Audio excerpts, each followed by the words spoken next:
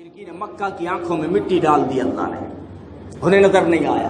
تو آزمائے جاؤ گے، پہلی چیز ہے خوف، دہشت ہوگی، چاروں طرف سے اس طرح کے حالات ہوں گے کہ اب ہمارا کیا ہوگا۔ اور دوسری چیز فرمایا بشیء من الخوف والجوع، بھوک سے تمہیں آزمایا جائے گا، بھوک سے تمہیں آزمایا جائے گا۔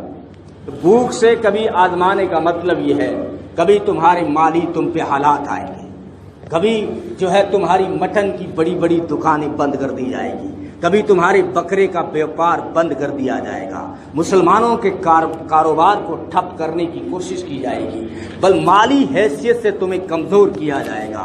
یہ جو ہے، یہ جس کو بھوک کہتے ہیں کہ بھوک کی وجہ سے میں تمہیں آزماؤں گا۔ کبھی تمہاری فصل پہ حالات آ جائیں گے کہ فصل تیار تھی لیکن موٹ کے دانے جو ہے اس کی پھلی سڑ گئی، یا گوار کا دانہ کالا پڑ گیا، یا باجرے اور گیہوں کا سٹا خراب ہو گیا۔ یہ من الجوع ہے، یہ خوف بھوک کے حالات اللہ نے اپنے پیاروں پہ بھی ڈالے۔ وہ دیکھیے نا، نماز کا وقت ہی نہیں ہے، عمر مسجد میں آئے رضی اللہ تعالیٰ عنہ، مسجد میں آئے تو دیکھا ابو بکر پہلے سے بیٹھے ہوئے ہیں۔ پوچھا ابو بکر نماز کا وقت تو نہیں ہے، آپ یہاں کیا کر رہے ہو؟ ابو بکر نے کہا میں بھوک سے نڈال ہو گیا، 3 دن ہو گئے کچھ ملا نہیں کھانے کو، میں نے کہا کس کے در پہ جاؤں تو خدا کے در پہ جاؤں، اس لیے مسجد آیا ہوں۔ عمر نے کہا غم نہ کر، جس غرض سے تو آیا ہے اسی غرض سے عمر بھی آیا ہے۔ 3 دن ہو گئے عمر نے بھی کچھ نہیں کھایا ہے، میں بھوک سے نڈال ہو گیا۔ میں نے بھی سوچا کس کے گھر جا کے مانگوں، اس کے گھر جا کے کیوں نہ مانگوں جو سب کا داتا ہے، اس لیے میں اپنے رب کے گھر چلا آیا ہوں۔ تھوڑی دیر کے بعد نبوت کا آفتاب چمکا، محمد عربی صلی اللہ علیہ وسلم تشریف لائے، فرمایا میرے جانثارو، وفادارو، تابع دارو، یہ تو نماز کا وقت نہیں ہے، تم مسجد میں کیا کر رہے ہو؟ تو دونوں نے کہا اللہ کے رسول بھوک سے ہم نڈال ہو کر مسجد میں آئے ہیں، کہاں جائیں؟ کہیں 3 دن ہو گئے ہم نے کچھ نہیں کھایا۔ محمد عربی صلی اللہ علیہ وسلم نے فرمایا تم غم نہ کرو، جس وجہ سے ابو بکر و عمر آئے ہیں اسی غرض سے میں محمد آیا ہوں صلی اللہ علیہ وسلم۔ 3 دن ہو گئے ہیں، اس پیٹ میں کچھ نہیں گیا، چلو ابو ایوب انصاری کے یہاں چلتے ہیں، شاید کچھ کھانے کو مل جائے، ان کے کھجور کا باغ بھی ہے۔ تینوں ابو ایوب انصاری کے گھر چلے، جلدی سے کچی پکی کھجوریں توڑ کے رکھی انہوں نے، اور نبی نے اس موقع میں 3 دن سے گیا کچھ نہیں، لیکن فرمایا ابو ایوب کچی کھجوریں نہ توڑا کرو، ان کو پکنے دیا کرو۔ کہا اللہ کے رسول میں نے سوچا کسی کا مزاج ہوتا ہے کہ کسی کو کچی اچھی لگتی ہے، میں نے سوچا آپ کو کچی اچھی لگیں گی اس لیے توڑ لایا ہوں۔ اتنے میں بکری کا بکرا ذبح کیا اور روٹیاں تیار ہو گئی۔ جب روٹی محمد عربی صلی اللہ علیہ وسلم کے سامنے رکھی گئی، آنکھوں میں آنسو آ گئے۔ سامنے بیٹھنے والے ابو بکر عمر نے عرض کیا اللہ کے رسول، اللہ کی نعمت دسترخوان پہ ہے اور آپ کی آنکھوں میں آنسو ہیں، یہ سمجھ میں تو نہیں آیا۔ فرمایا محمد اس لقمے کو منہ میں کیسے ڈالے؟ 7 دن ہو گئے میری بیٹی فاطمہ نے کچھ نہیں کھایا۔ اس باپ کے گلے میں لقمہ اترے تو کیسے اترے جس کی بیٹی کے پیٹ میں 7 دن کچھ نہیں گیا؟ تو یہ بھوک سے اللہ نے اپنوں چہیتوں کو آزمایا۔ فرمایا میں مومنوں کو بھی من الخوف والجوع، بھوک سے بھی آزما سکتا ہوں۔ لیکن امام شافعی رحمۃ اللہ علیہ نے ان خوف کی اور جو کی عجیب تفسیر بیان کی ہے۔ وہ فرماتے ہیں خوف سے مراد وہ ڈر نہیں ہے، دہشت نہیں ہے، بلکہ خوف سے مراد نماز ہے، جو سے مراد روزہ ہے، بھوک سے مراد یہاں روزہ ہے۔ فرمایا خوف کا نماز سے کیا تعلق؟ کہا اگر مومن ہے تو اس کے لیے نماز کی پکار اس کے وجود پہ خوف طاری کر دیتی ہے۔ صحابہ کی زندگی آپ پڑھتے ہیں، آپ کو معلوم ہے، اگر آپ تعلیم میں بیٹھتے ہیں، حیات الصحابہ کے واقعات سنتے ہیں تو آپ کو پتہ چلے گا اذان ہوتی تھی، صحابہ کے چہرے فک پڑتے تھے، ان کے چہرے زرد اور پیلے پڑ جاتے تھے، ان کے وجود پہ کپ کپی طاری ہو جاتی تھی کہ سب سے بڑے احکم الحاکمین نے بلایا ہے، سارے کام چھوڑ کے جو ہے اس کے در پہ حاضر ہو جاتے تھے، اور اس طرح حاضر ہوتے تھے، اس طرح وہ حاضر ہوتے تھے کہ ساری دنیا کا خوف نکل جاتا تھا۔ علی تمہاری ران میں جو تیر ہے اس کو ہم نکالیں گے، کہ نہیں نکالنے دوں گا، درد ہوتا ہے۔ علی نے نماز کی نیت باندھی، لوگوں نے تیر نکال دیا، جب سلام پھیرا تو کہا میں سمجھ گیا ہوں تم کیوں آئے ہو، تم میرا تیر نکالنے آئے ہو۔ میں تیر نہیں نکالنے دوں گا، مجھے درد ہوتا ہے۔ لوگوں نے کہا ہم نے تو وہ نکال دیا جب آپ نماز میں کھڑے تھے، نکال دیا۔ علی نے نیچے دیکھا تو مصلی خون سے بھرا ہوا تھا، کہا کہ میں نماز میں تھا، مجھے اس کا پتہ تک نہیں چلا۔ لوگوں نے کہا آپ کو اس کا پتہ نہیں چلا؟ علی نے کہا میں جب نماز میں کھڑا ہوتا ہوں تو کائنات کے سارے خوف سے بے نیاز ہو جاتا ہوں۔ اس لیے نماز کو کہا کہ خوف نماز مراد ہے، اور جوع سے مراد، بھوک سے مراد روزہ ہے، کہ تیرے دسترخوان پہ سب کچھ موجود ہے، سارے کھانے موجود ہیں، سارے جو ہے پھل فروٹ موجود ہیں، لیکن تو نہیں کھاتا۔ یہ آزمائش ہے، بھوک سے اللہ آزماتا ہے، تو اس سے مراد روزہ مراد لیا ہے۔ من الخوف والجوع ونقص من الاموال، تیسری چیز بیان کی کہ تمہارے مال میں کمی کر کے میں آزماتا ہوں، مومن کو میں آزماتا ہوں 5 طریقے سے جو سورہ بقرہ نے نقشہ کھینچا ہے۔ اگر اس وقت کے حالات پہ آپ جائزہ لیں تو پوری یہ آیت فٹ نظر آتی ہے کہ مسلمان کو خوف سے آزمایا جائے گا، اور یہ آزمایا جا رہا ہے۔ اس وقت مسلمان پہ، خاص کر نوجوان پہ، ایک دہشت، ایک خوف طاری ہے کہ میں اکیلا سفر کروں، کہیں ٹرین میں مجھے پکڑ کے شری رام کے نعرے نہ لگا دیے جائیں، کہیں مجھے وندے ماترم کہنے پہ مجبور نہ کیا جائے، کہیں گائے کے نام پہ میرے ساتھ لچنگ نہ کی جائے، کہیں جو ہے کسی اور نام پر جو ہے مجھے ٹارچر نہ کیا جائے۔ یہ دہشت میں ہے۔ دوسری چیز بیان کی قرآن نے، خود بھوک سے تمہیں آزمایا جائے گا۔ حالات آئیں گے، تمہارے کاروبار جان بوجھ کے ٹھپ کیے جا رہے ہیں، تم گاڑیاں بھر بھر کے بکرے بیچتے تھے، بکرے پہ پابندی لگا دی گئی، تمہاری مٹن کی دکانوں کو سیل کر دیا گیا۔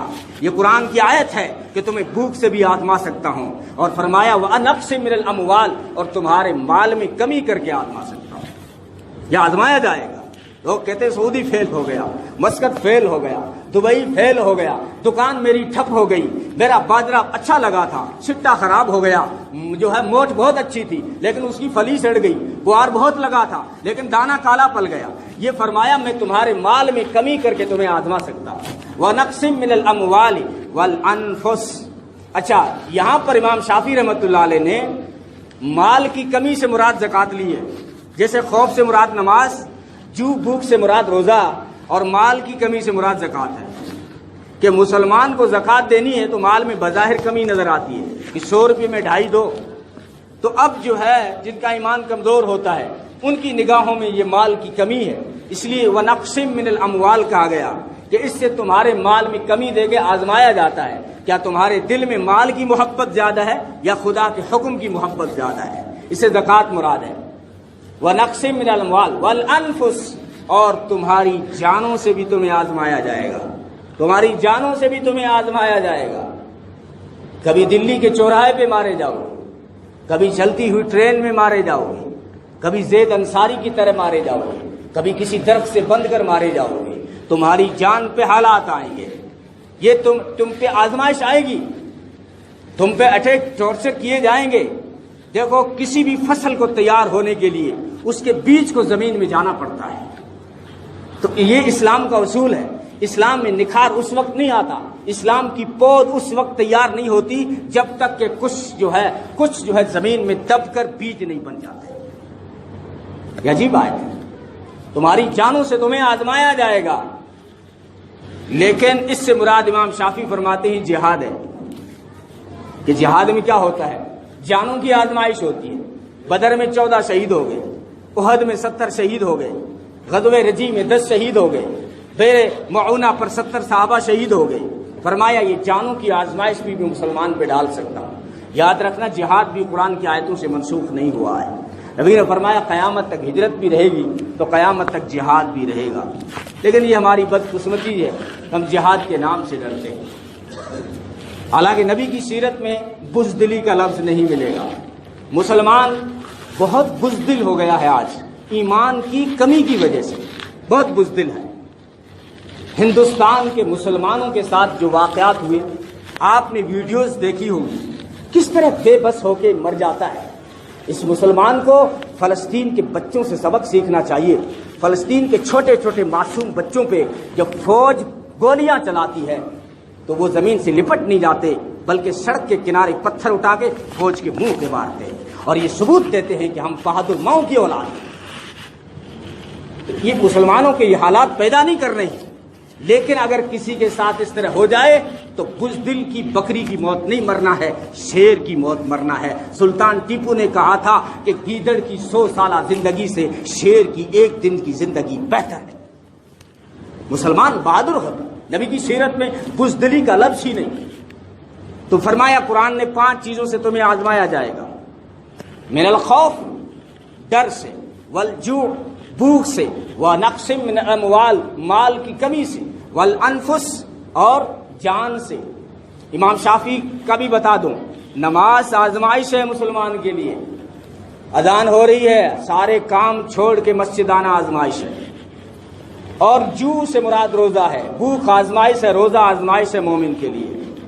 ونقص من الاموال مال کی کمی سے مراد زکوٰۃ ہے، یہ مومن کے لیے آزمائش کہا گیا۔ والانفس جان کی آزمائش جہاد ہے، وہاں جانی جاتی ہے، اس لیے کہا جہاد بھی آزمائش ہے مومن کے لیے۔ وہ قرآن 5واں لفظ لایا ہے، والثمرات، اور پھل فروٹ سے تمہیں کمی کر کے اس میں آزما دیا جائے، تمہارے پھل فروٹ میں کمی کی جائے گی۔ اس سال سارے متیرے خراب ہو گئے، اس سال سارے ککڑیوں کے بیج میں پتہ نہیں کیا کیڑے پڑ گئے، اور پتہ نہیں سیب خراب ہو گئی ساری کی ساری، انگور اس سال بہت خراب آ رہے ہیں۔ یعنی قرآن کہتا ہے تمہیں پھلوں کی کمی سے میں تمہیں آزما سکتا ہوں۔ لیکن امام شافعی رحمۃ اللہ علیہ نے یہاں بھی عجیب تفسیر بیان کی، فرمایا ثمرات سے مراد اولاد ہے۔ انسان کا سب سے بڑا پھل اس کی اولاد ہوتا ہے، کہ اس کی اولاد پہ حالات آ کر تمہیں آزما دیا جائے گا، تو یہ آزمائے گا۔ لیکن قرآن آگے کیا کہتا ہے؟ قرآن آگے کہتا ہے ان 5 مرحلوں سے مومن کو گھبرا نہیں جانا ہے، تمہیں خوف سے آزمایا جائے گا۔ جیسا کہ آج تک کہہ رہے کہ حالات ہیں، ملک میں دہشت پھیلی ہوئی ہے، ایک خوف طاری ہے مسلمان پہ، لیکن مسلمان کو گھبرانا نہیں ہے۔ مسلمان اسی انداز سے چوراہوں پر، باغیچوں میں، جماعت کے ساتھ، بسوں میں، ٹرینوں میں اسی طرح نماز پڑھے، اسی طرح لا الہ الا اللہ کہے، اسی طرح اس کی اذانیں گونجے جیسے پہلے گونجتی آئی ہیں۔ چند واقعات کی وجہ سے مسلمان گھبرائے نہیں۔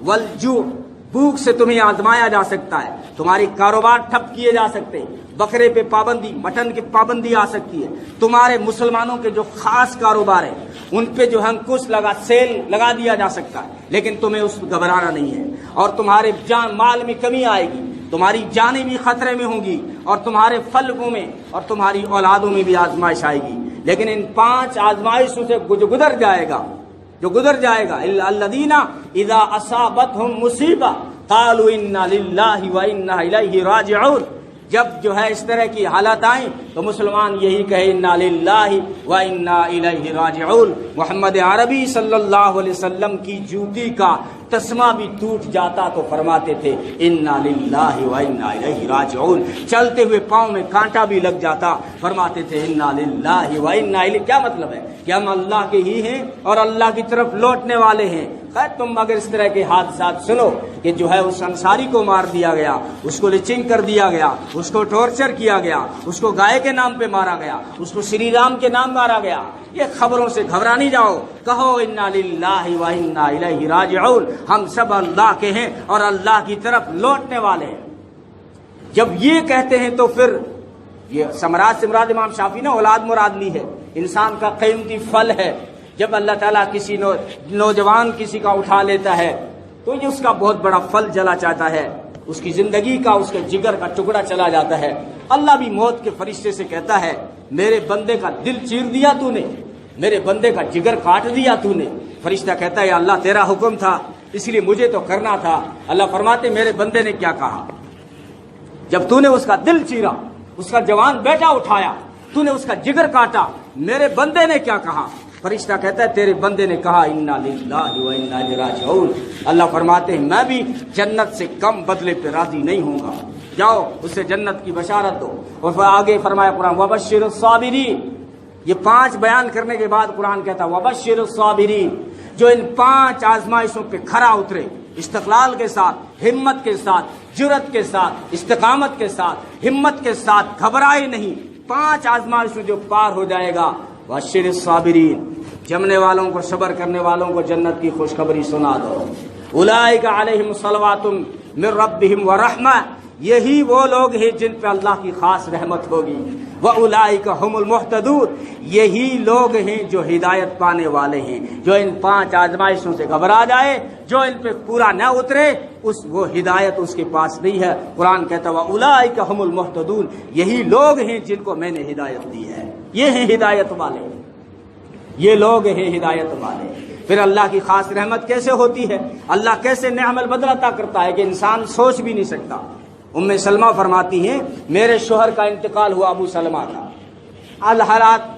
حالات آپ پڑھتے رہتے ہیں۔ جب ہجرت کی تو ابو سلمہ تو چلے گئے، ام سلمہ کو میکے والے لے گئے اور بیٹے سلمہ کو ددیال والے لے گئے۔ اب 1 سال تک ریت میں بیٹھ کر روتی رہی، لیکن صبر کا انعام دیکھو۔ ان کے شوہر کا انتقال ہوا تو نبی نے ان کو ایک دعا سکھائی کہ ام سلمہ یہ دعا کیا کرو، اے اللہ میری مصیبت کا مجھے اجر عطا کر، میری مصیبت کا مجھے اجر عطا کر اور مجھے اس سے بھی اچھا عطا کر۔ تو ام سلمہ کہتی ہے نبی کے کہنے پہ میں دعا تو پڑھتی تھی، لیکن کبھی کبھی میرے دل میں خیال آتا تھا کہ ابو سلمہ سے اچھا کون ملے گا۔ ابو سلمہ بہت بڑے وفادار میرے شوہر تھے، اتنی محبتیں کرتے تھے، ان سے اچھا کون ملے گا۔ ٹھیک ہے میں دعا تو کر رہی ہوں، نبی نے سکھایا ہے، لیکن دعا کہہ رہی ہے کہ مجھے اس سے اچھا عطا کر، ابو سلمہ سے اچھا کون ملے گا مجھے۔ میں بڑی 60 کے قریب تھی اس سال، 60 کے قریب تھی، 50 اور 60 کے بیچ میں تھی ام سلمہ۔ کہنے لگی اس عمر میں اب جو ہے ابو سلمہ سے اچھا کون ملے گا۔ کہتی ہے میں ایک مرتبہ اپنے گھر میں بیٹھی ہوں، دوپہر میں میرا کسی نے دروازہ کھٹکھٹایا، دیکھا تو آفتاب نبوت کھڑے ہیں، محمد عربی صلی اللہ علیہ وسلم۔ اندر داخل ہوئے، فرمایا ام سلمہ آج تک میں نے کوئی نکاح رب کی اجازت کے بغیر نہیں کیا ہے، اور اس نے مجھے حکم دیا ہے کہ میں ام سلمہ سے نکاح کروں، اب تیری اجازت لینے آیا ہوں، کیا تو راضی ہے؟ کہتی ہوں خوشی سے مجھے آنسو آ گئے، خوشی سے مجھے آنسو آ گئے۔ میں نے کہا نبی جی آپ میری 3 عادتیں برداشت نہیں کر سکتے، میں تو راضی ہوں، میرا مقدس ہے کہ نبوت سے میرا نکاح ہو رہا ہے، لیکن 3 چیزیں میری اندر ایسی ہیں جو ابو سلمہ ہی برداشت کر سکتا تھا۔ ایک تو یہ ہے کہ مجھے غصہ بہت آتا ہے اللہ کے رسول، میں جذباتی عورت ہوں، بات بات پہ تکڑا غصہ آتا ہے، آپ برداشت نہیں کر پاؤ گے۔ دوسری بات یہ ہے کہ میں بوڑھی ہو چکی ہوں، آپ جو ساری دنیا کے خوبصورت اللہ نے آپ کو بنایا ہے اور میں اب بوڑھی ہو چکی ہوں، یہ بڑھاپا بھی عیب ہے۔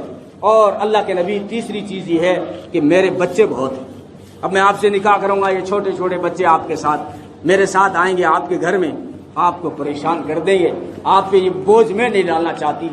فرمایا ام سلمہ جب میرے گھر آؤ گی تو محمد تمہیں ناراض ہی نہیں کرے گا تو غصہ کیوں آئے گا؟ جب میرے گھر آؤ گی تو محمد تمہیں کبھی ناراض ہی نہیں کرے گا تو غصہ کیوں آئے گا؟ اور اگر کہتی ہو بوڑھی ہو، میں بھی تو بوڑھا ہو چکا ہوں ام سلمہ، میری عمر بھی 56-53 سال کے قریب ہے، یہ نبی بھی 53 سال کے بعد نکاح کیے نا اکثر، تو میری عمر بھی جو ہے 60 کے قریب ہے، یہ عذر بھی قبول نہیں۔ اور ام سلمہ تجھے نہیں پتا جو رب مجھے روزی دیتا ہے وہی رب جو ہے تمہارے بچوں کو روزی دے گا، تو مجھ پہ کیوں بوجھ ہے، یہ تو ساری اللہ کی ذمہ داری ہے۔ تو خیر نکاح ہوا تو کہتی ہیں کہ میں جو سوچتی تھی کہ ابو سلمہ سے اچھا کیسے ملے گا، لیکن نبی کی دعا تھی، میں مانگتی رہی، مجھے اللہ نے جو شوہر دیا ابو سلمہ سے بھی اچھا تھا۔ میں پہلے امتی کی بیوی تھی، اب نبی کی بیوی ہوں، اب ساری امت کی ماں۔ تو 5 آزمائشوں سے جو گزر جاتا ہے پھر اللہ تعالیٰ کی مدد ان کے ساتھ آتی ہے۔ خیر میں نے کچھ کہنے کی آج کوشش کی ہے ملک کے حالات کے اعتبار سے، شاید آپ سمجھے ہوں، اللہ تعالیٰ ہم سب کو عمل کی توفیق عطا فرمائے۔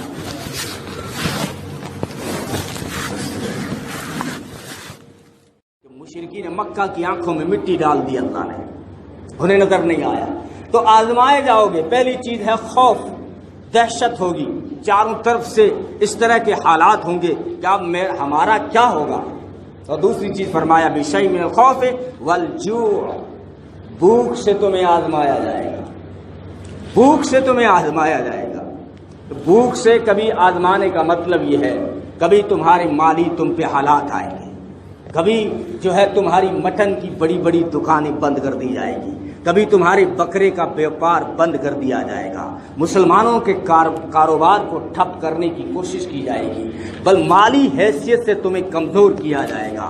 یہ جو ہے، یہ جس کو بھوک کہتے ہیں کہ بھوک کی وجہ سے میں تمہیں آزماؤں گا۔ کبھی تمہاری فصل پہ حالات آ جائیں گے، کہ فصل تیار تھی لیکن موٹ کے دانے جو ہے اس کی پھلی سڑ گئی، یا گوار کا دانہ کالا پڑ گیا، یا بادرے اور گیہوں کا سٹا خراب ہو گیا۔ یہ من الجوع ہے، یہ خوف بھوک کے حالات اللہ نے اپنے پیاروں پہ بھی ڈالے۔ وہ دیکھیے نا، نماز کا وقت ہی نہیں ہے، عمر مسجد میں آئے رضی اللہ تعالیٰ عنہ، مسجد میں آئے تو دیکھا ابو بکر پہلے سے بیٹھے ہوئے ہیں۔ پوچھا ابو بکر نماز کا وقت تو نہیں ہے، آپ یہاں کیا کر رہے ہو؟ ابو بکر نے کہا میں بھوک سے نڈال